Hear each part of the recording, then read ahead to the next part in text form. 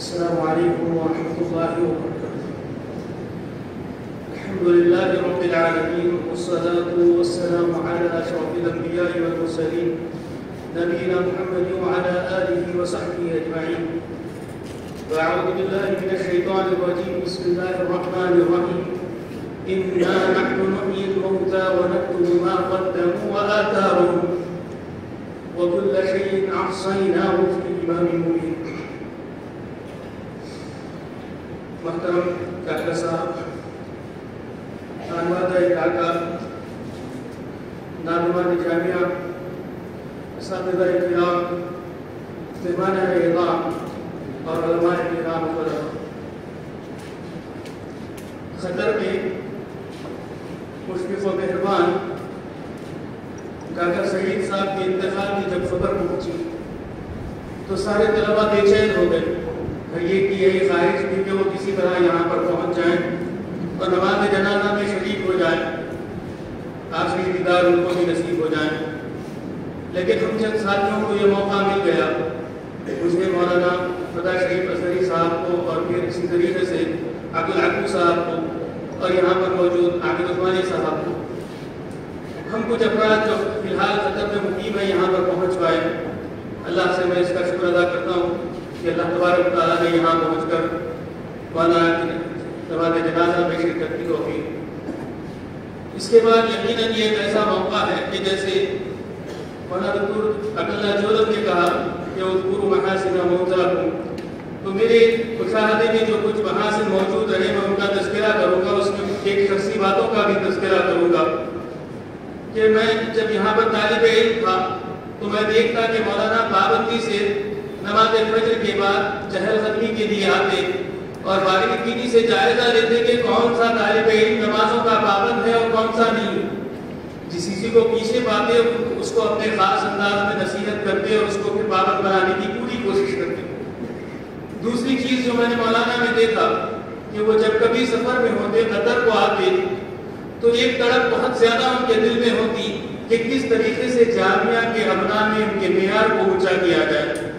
وہ صاحب پوچھتے کہ آپ کی تعلیمات کا حال کیا ہے، تسلیمات کا حال کیا ہے، آپ کے دعوت کی سرگرمیوں کا حال کیا ہے، اور صاف طور پر توجہ دلاتے کہ دیکھو رات کی تہجد نہ چھوٹنے پائے، رات کی تہجد نہ چھوٹنے پائے، اور ساتھ میں تزکیہ نفس پر بہت زیادہ زور دیتے.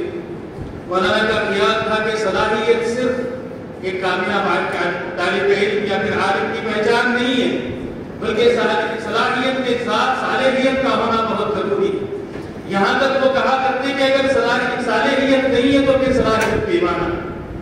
یقیناً ہم میں سے ہر ایک اس بات کے گواہ کہ مولانا کے پاس وسعت نظری، اعتدال کا مزاج تھا، شخصیت میں بہت پختگی تھی، اور یہی چیز وہ اپنے ابنا کو دینا چاہتے تھے اور اس پر کافی زور دیتے اور کافی ہر موقع پر علماء کے تزکیے کی فکر کرتے اور بتاتے کہ فارغ ہونے کا مطلب نہیں ہے کہ عمل سے فارغ ہو، بلکہ فارغ ہونے کا مطلب ہے کہ جو سیکھا اس پر عمل سیکھو، اس پر عمل کرو.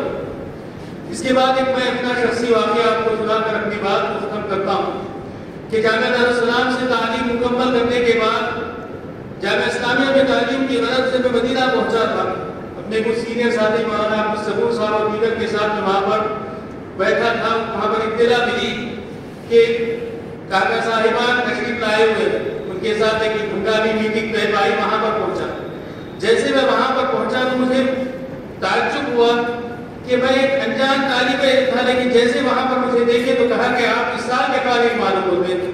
میں نے حامی میں جب جواب دیا تو کہا کہ یہاں پر کس غرض سے پہنچے، تو میں نے بتایا کہ تعلیم کی غرض سے. تو کہا کہ کیا توصیہ لے کر آئے؟